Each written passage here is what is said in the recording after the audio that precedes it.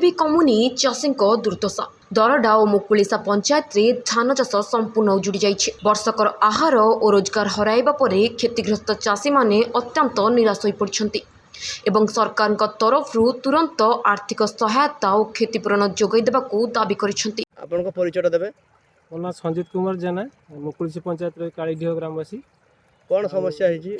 एठी आगुरु जो कॉन्ट्रैक्टर काम करथिले सब निम्न स्तर काम करथिले, तापरे बंध भांगीगला 300 फुट बंध भांगीगला।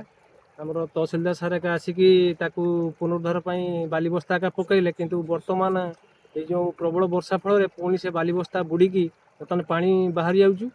आउ आमे ग्रामवासी तरफरु आमे ही उपरओली आसिकी किछि किछि बाली बस्ता पकाउछु।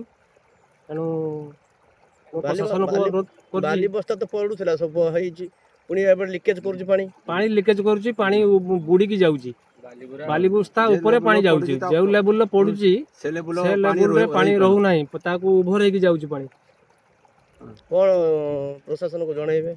वो प्रशासन जणाइबे आउरी 2-3 पूरा हाइट रो ताकू आउरी हाइट करा जाउ एवं तुरंत बंधटाकू बंधा जाउ। विभिन्न समस्या समाधान करा जाउ, जेमति हमर चाषटा टिके बंची जीवो। पलापड़ा नदी दरडा ठारे नदी बंध भांगी जाइथिबा स्थान रे बाली बस्ता गुड़िक बंध बांधिबा पई प्रशासनिक स्तर रे पदक्षेप निया जाइथिबारु किछि दिन ठीक थिला, किंतु पुणी लघुचाप जनित वर्षा जोगु जलस्तर बढ़िबारु बाली बस्ता उपर देई जल प्रभावित होउछि। तेणु उचित पदक्षेप नेबा पई प्रशासन को जनसाधारण अनुरोध करछन्ति। बालेश्वर जिल्ला प्रभाकर मल्लिक रिपोर्ट, अस्मिता टीवी।